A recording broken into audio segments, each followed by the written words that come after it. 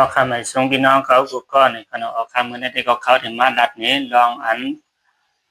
เฮาขานับยำสังกันแล้วก็ไวสาสังกันนั้นเฮาขาดได้พรดีมันสังหลายนี่ขณะแล้วก็พรดีมันตีใหญ่กาหือนี่ครับ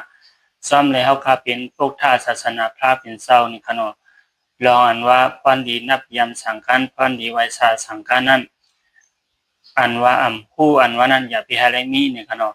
ย้อนนั้นแลเขาถึงมาลัดนี้พี่น้องเขากว่าในขณะตามดีในสถานการณ์ซึ่งนั้นก็ใกล้ละหันลองว่าสร้างเถินดังน้ำหากินหายำในเถินเสเพราะว่าละหันเสาปิสิกาปลูกถาเขาอันนุงไม้สังกันซึ้งสร้างเถินเขาวันกันนับย้ำคุบไว้นะครับขอมือหนวดล่องพระเป็นซอเปลี่ยนสร้างสัตตานนั้นลองอันมูเสือซอนกตะละเอาสังการปิสิกาปลูกถาเขาเสนุงไม้เสกว่ายืดหนวดล่องสร้างสัตตานนั้นสร้างสัตตานอ่างเอาตายมูเสือเสตาย้อนนับย้ำสังการติตัวมันและปล่อยลอดปันสายใส่มันเหนียวลองเสนเนปันพังหางลองนับย้ำสังการนั้นอยู่ยาวจำดีในทีละปตานนั้นเสาโคสารามัเถในมือปนมาเกาสเวตกำผาป้องมือมันตึกว่าเลในเถินนั้นไหลขวาหันแผ่นสังการปอดหนึ่งไปไว้ตีงามไม่คิมปิ่นลอยและมันซ้ายหอมมือไหวสาเอาหมอกกว่าวางดำเหนือสังการเสหลูด้านกว่าเย้าย้อนเบอร์กุโสนาหมุนอันนั่นเสในกะเกาสเวตกำผาในตื่นอ่ำไรกว่าอาเปเสปอกไรเป็นพ่อคนนี้ผีเมียตั้งน้ำถึงมาป่านพระเป็นเสาก็ดมาเฮาในสั่งมาเป็นยาหันมาคัดใส่กันตราเสไล่เป็นเสาให้หันตากว่าอยู่ยาวมือปานพระเป็นเสาเต็กซ่านั่นเพราะมูเสือก่อนหนึ่งพ้องตึกกว่าหาดึบตัวเถินซ้ำกว่าหันสั่งการปั้มสปูอันพระเต็กซะส่วนไว้ตีเนื้องามไม่และ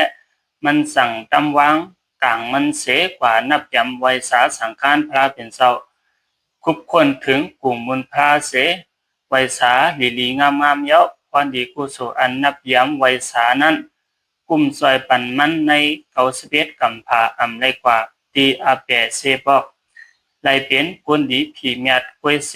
ถึงมาเบอร์ปันพระเป็นเสาคอธมาเฮาในไลเข้ามาในศาสนามาคัดใสในการตราเสไลเป็นญาณดากว่าอยู่ยาวเดี๋ยวก็มือปันพระเป็นเสาเต็กซ่านั่นหนังเกาสั่งนี้แทงลาดเถินมูเสือก่อนหนึ่งพ้องตึกกว่าหาลึบลำตัวเถินนั้นไลกว่าหันสั่งกันปั้มสกูอันพระเป็นเสาเอาส่วนไว้ตีเนื้อกิ่งไม้เสเข้ากว่าในจ้องนั้น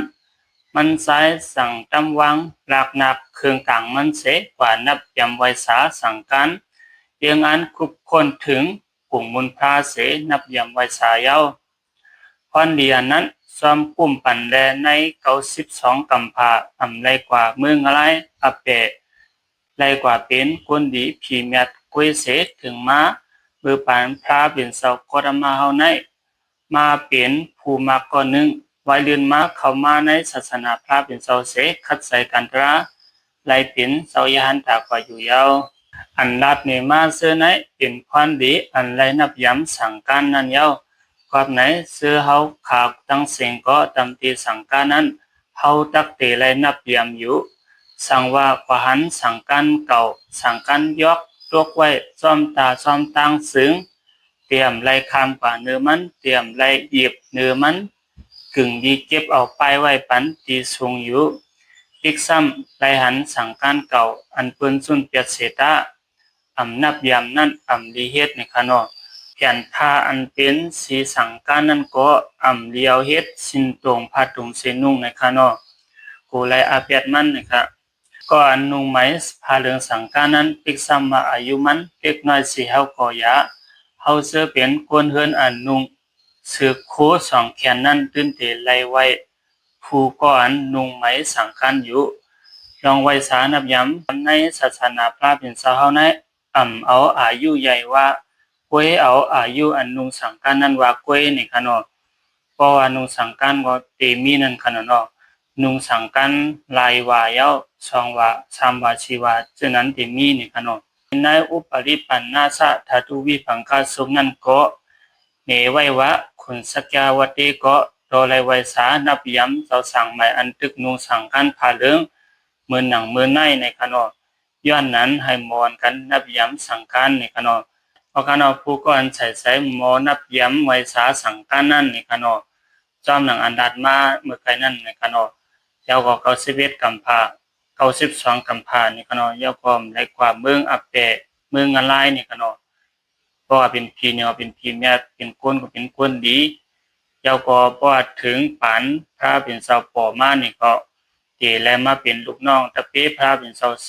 เป็นยานตากว่านี่ขนอเพราะว่าในจิตว่าพรดีลองมอนับย้ำไว้สาสังการนี่ขนอเพราะคำหมายถึงพี่น้องเขากูก็นี่ขนอ